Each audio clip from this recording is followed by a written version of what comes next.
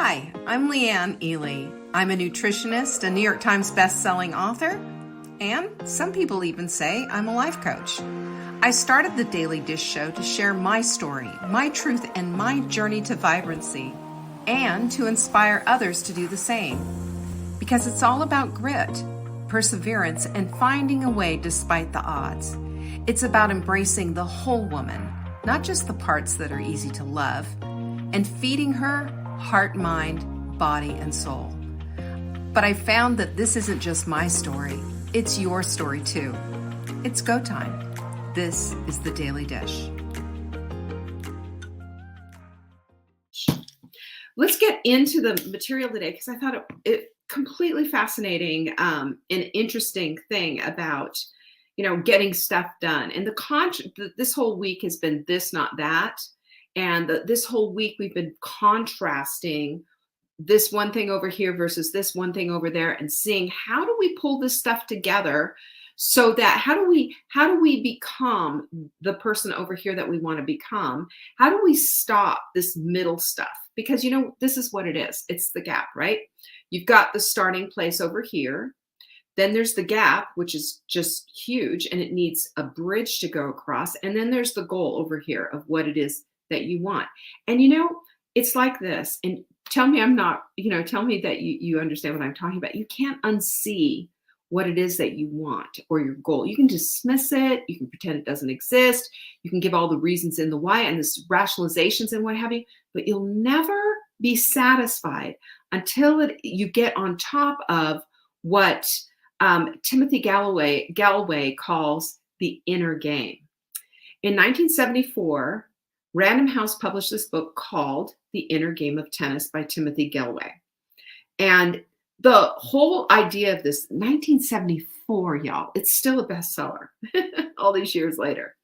But this book went on to influence dozens of coaches who then turned around and gifted it to their players. It went on to not only work with some of the most famous tennis players you've ever heard, Jimmy Connors, etc., all in the name of getting a better tennis game, but it also made its way into other sports and to other coaches so that they could help their players become better.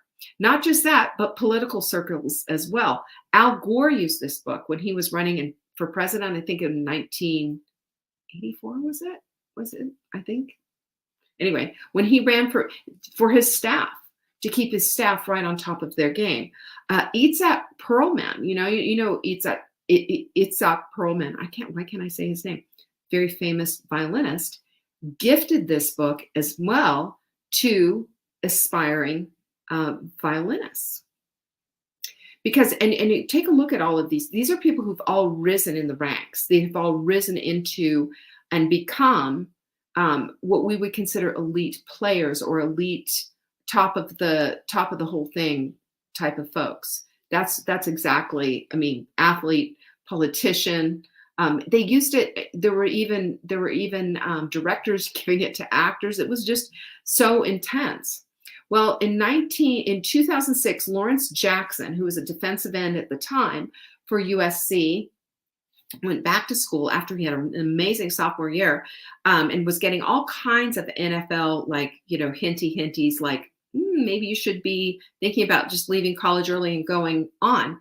They called him LoJack because he was defensive end. He sacked the quarterback. He was known for sacking the quarterback.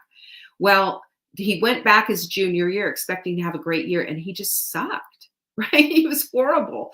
And he went from being LoJack into no sack is what they did. You know how that is. But people are so, they turn on you in a dime, don't they? But so he went and saw his coach, Pete Carroll, who was the USC football coach at the time. And he said, "Coach, help me out. What am I going to do here?" And the coach gave him a copy of this book. He read it. He absorbed it. He read it in one pass, and he kept going back to this one particular chapter. We'll kind of go on to that. To earn back his previous LoJack title. And that by the time his senior year came, he was back and got drafted by the NFL and the Seattle Mariners, Seahawks, picked him up in the first round of the NFL draft. Now, I'm no football fan. You all know that. I'm just just not. And I also, you know, but I love sports and analogies, and I love the minds of athletes because the minds of athletes are different than the minds of us regular folks. They think of things differently. So I'm curious. I love the curiosity though of this idea of performance. How do I do it better? How do I get my mind around that so I can, even though I'm already an A player, how do I excel more? How do I get that edge? How do I become a Tiger Woods or a Michael Jordan kind of a thing? That's what these guys are all seeking to do. And, you know, this is applicable, believe me, for all of us. Beth is asking for the author. The author's name is, okay, and you're asking for the name of the book. The name of the book is The Inner Game of Tennis by Timothy Gallwey, Gallwey. Okay, you can find it, you know, on Amazon, of course. So anyway, the thing that I like about this is any way that we can understand, you know, what the inner game is about and implement as well. This is what self-mastery is getting into the inner game, not just the outer game, but also being into the inner game. And again, you know, we look at these standouts, right? We look at all these standouts, and we talk about Diana Naiading it all the time. These are people who have stood out and away from all the other A players. They are A++ players or athletes. And why? What was their whole thing? Their outer game was excellent. Their outer game was probably superior. Their outer game outlined everything that they knew and expertly deployed, right? It shows the whole world that they were able to master these principles of, you know, diving off a 100-foot board or however high those high diver boards are. I don't know. It looks like 100 feet to me. I know it's not, but scary, right? You see all of it. We see the excellence in their performance, and we have the Olympics coming up, right? We have the Olympics coming up where we're going to watch more excellence. And this is not a, you know, when we see them get on the ice and skate, and we see them skiing or playing tennis or whatever, this is the accumulation of hours and hours and hours. But the edge that all of these athletes possess is the inner game. It's the inner game. And that's, I'm raising that specter to all of us because we are the type of women who we will get a diet book. We will immediately, scan through, and the diet book will be this thick, by the way. And we will immediately scan through and look for the plan. Chapter 4, there's the plan. Okay, boom, chapter 4. Okay, got it. Okay, grocery shop, get it, go. And, you know, it's just one more thing to hit the heap, right? And the reason why, that's the outer plan. And the rest of the book is usually filled with the inner plan stuff. A lot of it is anyway. So I say that to you. And the reason that I say that to you, and the reason that this is important, is because we don't look at the inner game the way we need to, so that we can start supporting ourselves, heart, mind, body, and soul, to get the results that we want in our lives. It's not about the plan. It's not about the this, that, or the other thing. It's about the execution of said plan and staying with it and becoming a part of it. That's why we always say it's heart, mind, body, and soul. You cannot divorce yourself from one of those parts of you, because that's who you are. You're the complete package. And when we take our complete package to the finish line, we end up actually finishing instead of sitting on the couch and letting it all go by. So we know about this, you know, we know about all of this competitive edge that they're looking for. And the reason this is the same reason why we sit on the couch. This is the reason why everything goes wrong. It's the inner game. And you go from being, you know, a low jack to no sack, but you can come back again to low jack if only you stopped sitting on the couch and thinking it's hopeless and I can't control any of this. And you, even though you've said and made a declaration, this is my goal, and you're watching Netflix and eating ice cream, defeating yourself right there at the purpose. It's because your inner game isn't sharpened. So we know this, that a lot can go wrong between, it's basically the chain of command, isn't it? Between your brain and your doing and yourself and your body. It's interesting because I do it too. I mean, I talk myself out of it. Well, I got to do this, and well, maybe I'll get back to that later. I'll do it this afternoon. I'll start Monday. You know the whole thing. But so Galway, in his book, he calls the body self 2. He calls the mind self 1. Interesting. Remember how last week we were talking about the amygdala and naming your amygdala? I think it's the same kind of a deal. He's just started this back, 40 years ago. So self 1 instructs self 2 to act, doesn't it? Of course. Your brain is always going to tell your body what to do. There's a whole interaction involved. But here's the whole thing. The problem is that self 1 tries to sell self 2 on doing something she already knows how to do. And then what happens is, instead of just doing it, there's this whole thing that happens of overthinking it and saying, do I want to, or do I not want to do this? Or is, I'll do it later. And there's this whole conversation that happens in your head that brings all of your good intentions crashing down. That's your inner game. That's just going to pot. The outer game already knows what to do, right? You already know what to do. But here's the deal. This is the part in the book where that Jackson, the defensive end, the one who was called LoJack, right? This is where he came coming back to the book and reading this one particular chapter. And it was the chapter when a cat is trying to catch a bird. And in it, Galway goes through and gives a lot of detail, which I'm not going to give you right now, but you can certainly get the idea of what the whole thing is about.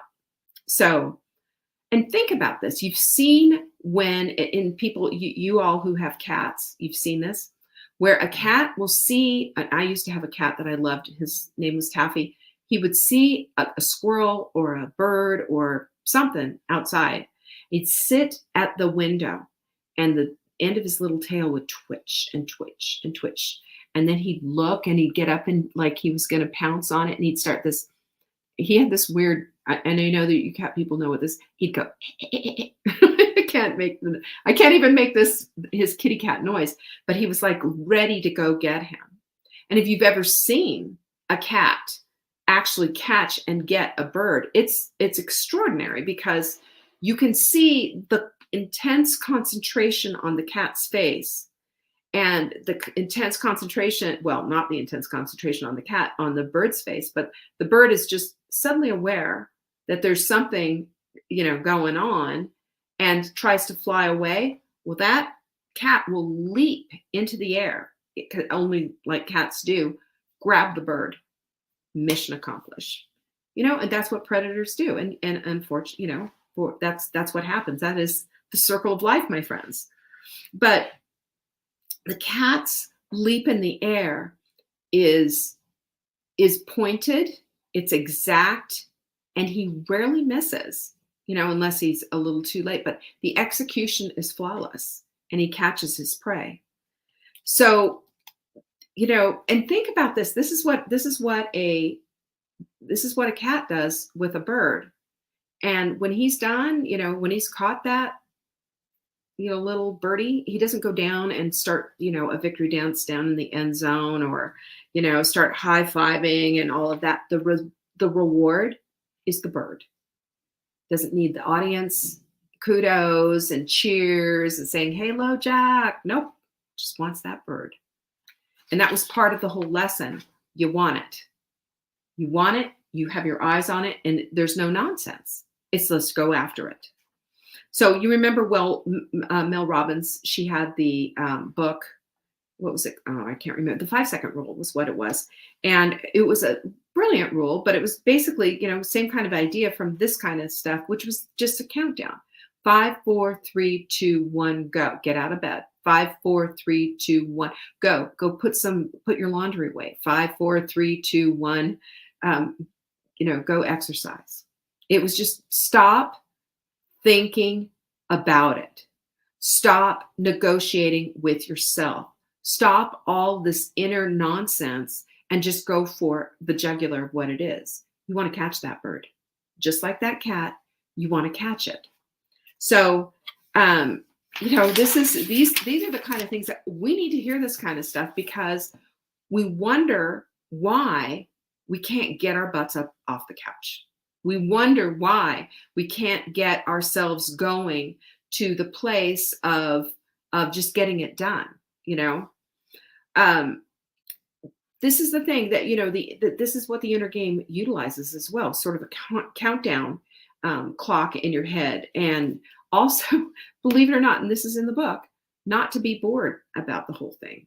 And I think we bore ourselves to death with all of our back and forth and excuses. I do. I think we just say, just shut up. And that, I believe, is why the towel gets thrown in, and we just say, I'm just going to have to put up with this. I'm just not going to do this. This is just a ridiculous goal. It's obviously not for me. We give up because of that inner game not being mastered.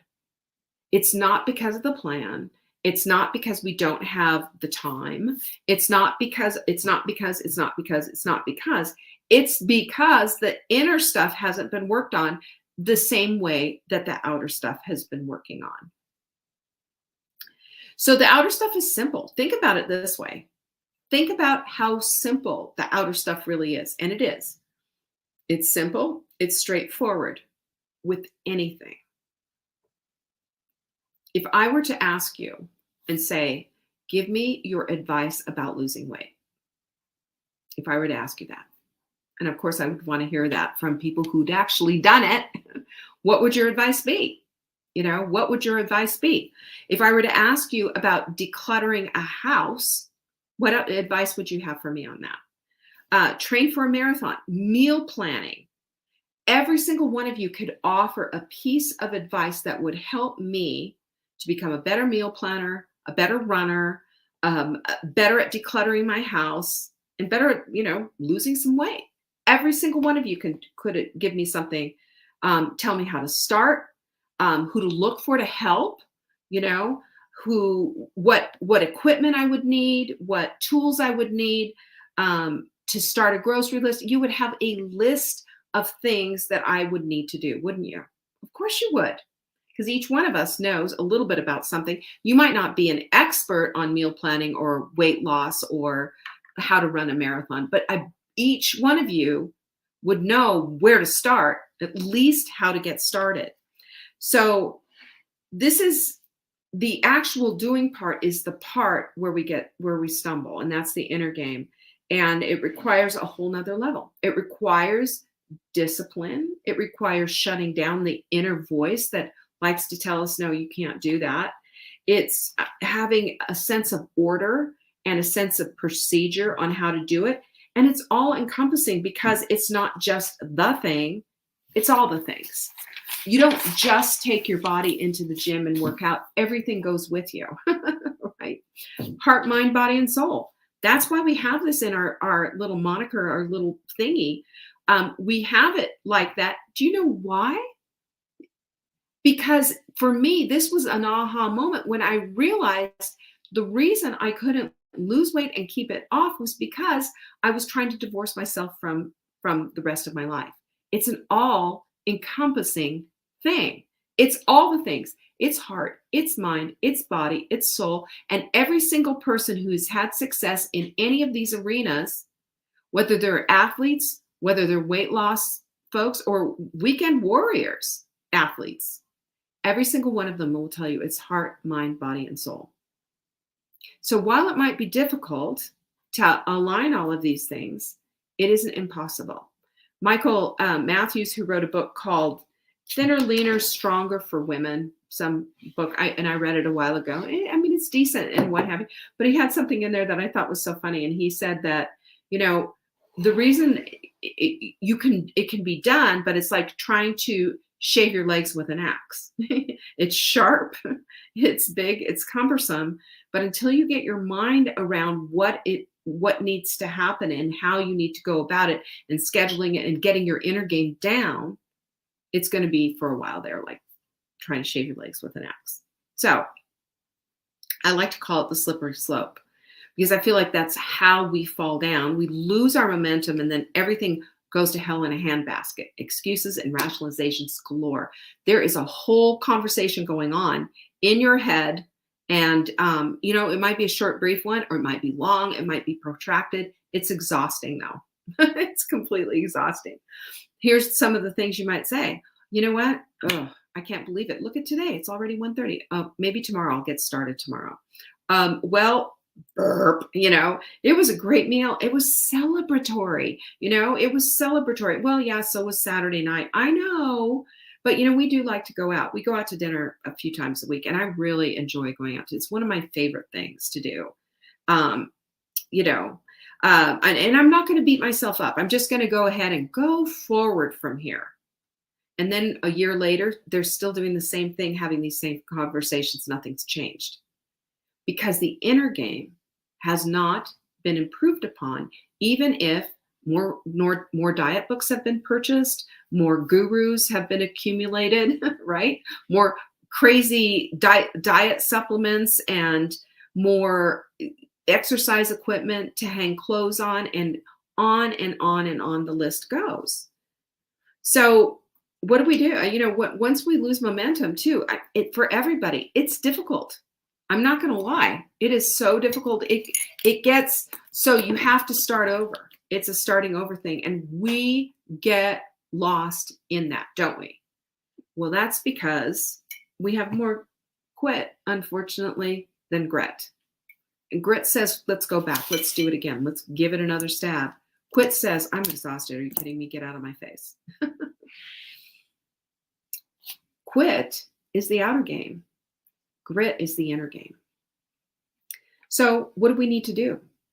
I'm going to tell you some things, and I've said some of these things before, but I want you to take them differently this time, okay? Take it differently this time. Number one, stop trying and start scheduling instead. We have a tendency to not believe the things that we say to ourselves because we've broken our word so many times to ourselves. Does that hurt? Hurts because it's true. If we're going to be women of integrity, we hold fast to our word to others and to ourselves. So if you say I'm gonna, then it's time. Then I'm gonna needs to translate into your schedule and into your timesheet. This is a good time to time block, by the way, and make a date with yourself and handle it like an appointment. And you show up no matter what. Number two is to let go of judgments and just let it happen. Think about this for a minute. And how many times, I can't even tell you how many times I've done this, but what I will do is I'll start judging myself. Well, you don't quite have it enough, and you need to lift heavier, or you need to be doing, and I give myself this whole ration of judgments instead of just saying, stop all of that. Let's just get in there and get it done. It's that busy conversation that we have in our heads that holds us back. Number three is relaxed concentration. I love this one so much. I can tell you the difference between a day where I start with meditation and a day that I don't. If I start with meditation, I have relaxed concentration. I can get in and get it out and get it done. If I don't, my mind starts going crazy and all over the place, and there is no getting centered. Getting centered helps you tap into this connection that you're trying to make with your head and your heart and your do. Big difference. And we all need this. This is a good starting place because otherwise we're starting in the middle of the track instead of at the starting blocks. That's what meditation helps you do. It helps you equip yourself to be ready to do. Number four is trusting yourself to do it imperfectly. Because imperfect is excellent. Imperfect is effort. Imperfect makes things happen. You can always go back and clean up. I always say when I was doing a lot of home, renovations and stuff like this way back, and it seems like another life, but I felt like I was constantly painting. And what I finally got to the place of doing was I just wanted to get the room painted and get it done. And I recognized that I could always go back and touch things up. I could always go back and make it, more perfect. I could always go back and just knock out all the walls and come back and do the trim work later. It doesn't have to all be done at one time and be perfect. Imperfect equals something being done, and that is excellent. And if we could just say, you know what, just a little bit is something, and a little bit is imperfect, sure, but a little bit is excellent, and it has me well on my way. And number 5 is we need to learn from the past, visualize the future, and hold on to it loosely. I shared with you this whole thing of having, a vision board, and I hope you've made your vision board. But vision boards are great because they help to encapsulate these notions and these ideas and these things that you want to feel about yourself or want to have in your life. And I shared with you about on my vision board, the vision that I had 2018 for my little house on the water. And it was just it was great. But my house on the water looks nothing like what's on my vision board. And that is because I learned from my newly found habit of trying to visualize what I wanted. And all I knew was that there was water there. All I knew there was a dock, and behind that dock was a house, and I had no idea what any of it looked like. And I didn't need to. What I needed to do was learn from the past, and instead of thinking, why don't I have this? Why is this so sad? Why is it so hard for me? It is this, that, and the other thing. And instead focus my energy on the thing that I wanted instead of what I didn't have. And then the next thing was to visualize what it could be and the future and have an idea of the whole thing, but hold it loosely in my hand and let God direct this whole thing. Because remember, we're going for the director's cut, not the whole long version. We want the good stuff. And that's what we do when we kind of lay some of this stuff down. We allow for the way that God comes in, delighting us with his ideas and his contribution to what your inner game should be. So I mention all of this too, and because I feel like our inner game is something we just don't think about enough, or we think about too much on one hand too. And we don't identify what the inner game is all about. The inner game is what gives us success in life and helps us to say here at the very end of our lives, well done, my good and faithful servant. I believe that with all of my heart. Otherwise, we're struggling. And struggling does not equip us with a well-lived life. Struggling just keeps us in that same loop and that same circle. So if we can find ourselves to this place of understanding we have an outer game, that's set. For most of us, we've got an outer game. We've got our tools, we've got our ideas, we've got things that we need in order to do it. The next level is the inner game. Isn't it time to get on top of your inner game? You ready for that? Are you ready to become the woman that you've been called to become? I know you are. And this is how it's going to start. Peace be with you. Thanks for joining me today. I'll see you tomorrow. Thank you for joining me today. You can find me on TikTok for daily tips to help support your most vibrant life. And remember, you are the author of your own story. Until next time.